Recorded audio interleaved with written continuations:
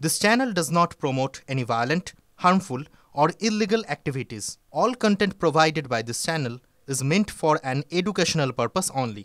এদিকে মঙ্গলবার সুপ্রিম কোর্টে আরজিকর কাণ্ডের তৃতীয় দফা শুনানি। তার আগে তদন্তের অগ্রগতি নিয়ে স্ট্যাটাস রিপোর্ট জমা সিবিআই। শুনানিতে স্ট্যাটাস রিপোর্টের পাশাপাশি ময়না তদন্তের চালান, হাসপাতালের নিরাপত্তা পরিকাঠামো, চিকিৎসকদের কর্মবিরতির দিকেও নজর থাকবে। তিলোত্তমা ধর্ষণ খুনের জোড়া গ্রেপ্তারি সিবিআইকে বাড়তি অক্সিজেন যোগাবে এমনটাই মনে করছে ওয়াকিবহল মহল। UEM Jaipur is a perfect target for prospective students aspiring for good jobs, good education with future-ready skills. 17 September শুনানির আগে আরজিকর কাণ্ড নিয়ে সিবিআইকে নতুন করে স্ট্যাটাস রিপোর্ট জমা দিতে বলেছিল সুপ্রিম কোর্ট। কি থাকতে পারে স্ট্যাটাস রিপোর্টে? সূত্র মারফত যেটা জানা যাচ্ছে, রিপোর্টে খুন ধর্ষণ কাণ্ডে টালা থানার প্রাক্তন ওসি অভিজিৎ মণ্ডল ও সন্দীপ ঘোষের গ্রেফতারের বিষয়টি উল্লেখ থাকতে পারে।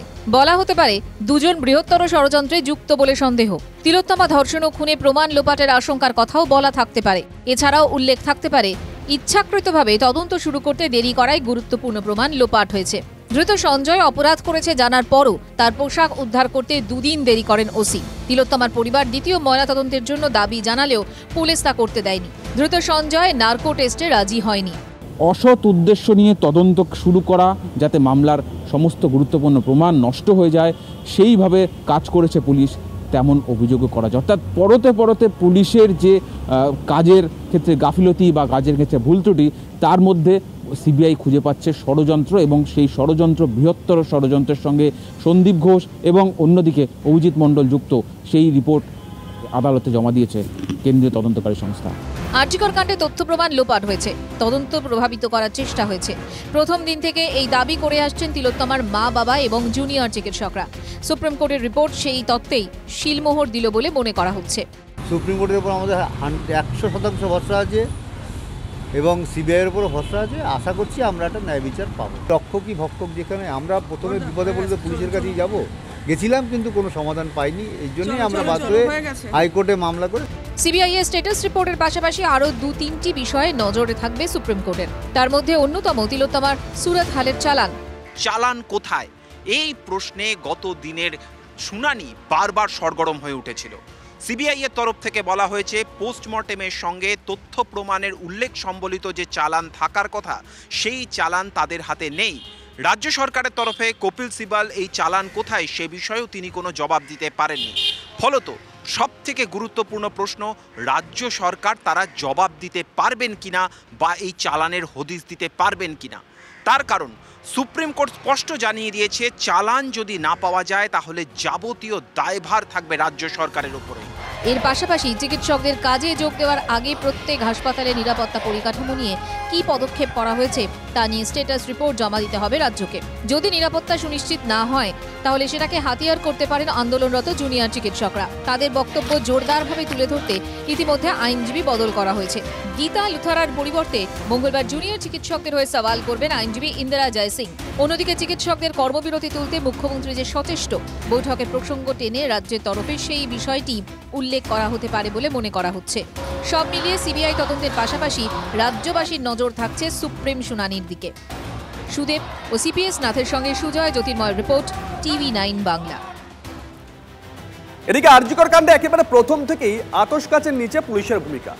পুলিশের তদন্ত নিয়ে তীব্র অসন্তোষ ইতিমধ্যেই প্রকাশ করেছেন তিলোত্তমার বাবা, মা, আন্দোলনকারীরা। এবার সিবিআই রিপোর্টও ছত্রে ছত্রে ষড়যন্ত্র আর পুলিশি গাফিলতির অভিযোগ। শিয়ালদা কোর্টে বিস্ফোরক রিপোর্ট পেশ কেন্দ্রীয় এজেন্সি।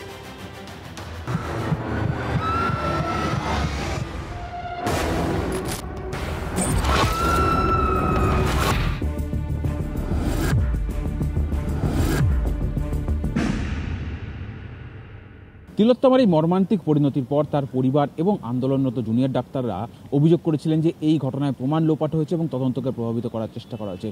এই ঘটনায় যুক্ত থাকার সন্দেহে সিবিআই টালা থানার ওসি অভিজিৎ মণ্ডলকে গ্রেফতার করার পর শিয়ালদা আদালতে যে বিস্ফোরক রিপোর্ট জমা দিয়েছে, তা থেকে কিন্তু পরিবার এবং ডাক্তারদের অভিযোগের সত্যতা বা সারবত্তা মিলেছে বলেই মনে করা হচ্ছে। আরজিকর হাসপাতালে তিলোত্তমার ধর্ষণ ও খুন বৃহত্তর ষড়যন্ত্র। শিয়ালদা কোর্টে এমনই চাঞ্চল্যকর দাবি করেন সিবিআই এর আইনজীবী।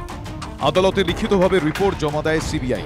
এজেন্সির দাবি, ক্রাইম সিন থেকে নমুনা ও বায়োলজিক্যাল স্যাম্পল সংগ্রহ করা ও সেগুলো সিল করার সময় ভিডিওগ্রাফি করা হয়নি। সঞ্জয় ও অন্য সন্দেহভাজন অভিযুক্তদের সুবিধা পাইয়ে দেওয়া হয়েছে। অন্য সম্ভাব্য অভিযুক্তদের সঙ্গে মিলে ষড়যন্ত্র করা হয়েছে সঞ্জয় ও অন্যদের স্ক্রিনিংয়ে। তদন্তের মোড় ঘোরানোর উদ্দেশ্য নিয়েই এটা করা হয়েছে। অথচ পুলিশ এর আগে অন্য কথাই বলেছিল।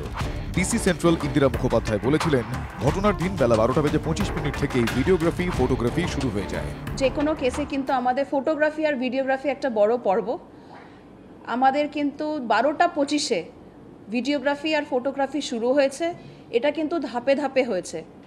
যখন ইনকোয়েস্ট হয়েছে তখন হয়েছে, যখন ফরেন্সিক টিম এসেছে তখন হয়েছে, তারপর যখন সিজার হয়েছে তখনও কিন্তু ফটোগ্রাফি আর ভিডিওগ্রাফি হয়েছে।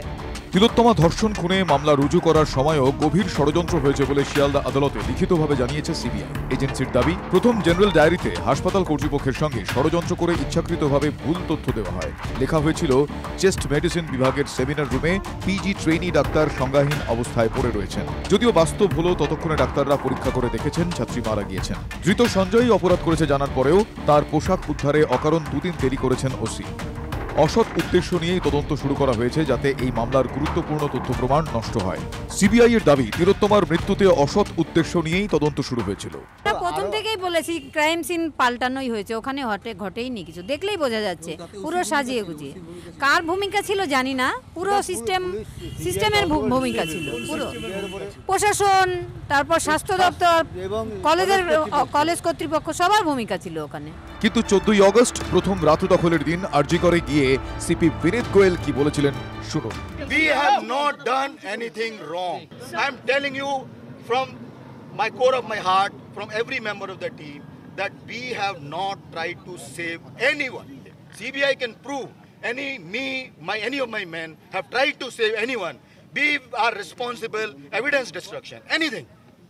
For evidence destruction, there is a 201 section under IPC. We are responsible. We are a responsible force. You can't destroy evidence just like that.